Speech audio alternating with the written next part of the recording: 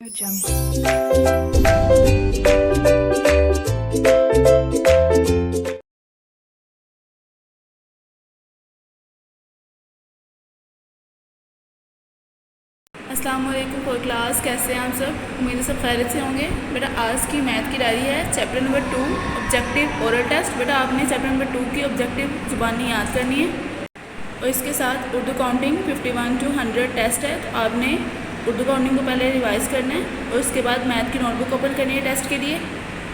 For class math की notebook open करने के बाद आपने सबसे पहले हेडर फिल करना है। टॉपिक पे आप लिखेंगे उर्दू काउंटिंग 51 to 100, यूनिट पे लिखेंगे 2, डेट पे मेंशन करें 4/5/2021, ट्यूसडे पे टिक करें, क्लास टेस्ट पे टिक करें। बेटा ये कुछ नंबर्स लिखे हैं, आपने इनके सामने उर्दू काउंटिंग लिखनी है। चलिए मैं नंबर्स पढ़ देती हूँ। 98, 74, 83, 57, 69, 89, 67, 99, 76, 52। ये 10 नंबर हैं। आपने इनके सामने उर्दू काउंटिंग लिखनी है और इस टेस्ट के टोटल मार्क्स 5 हैं। आपने टेस्ट नीट राइटिंग में करना है। अपना ख्याल रखिएगा। अल्लाह हाफिज़।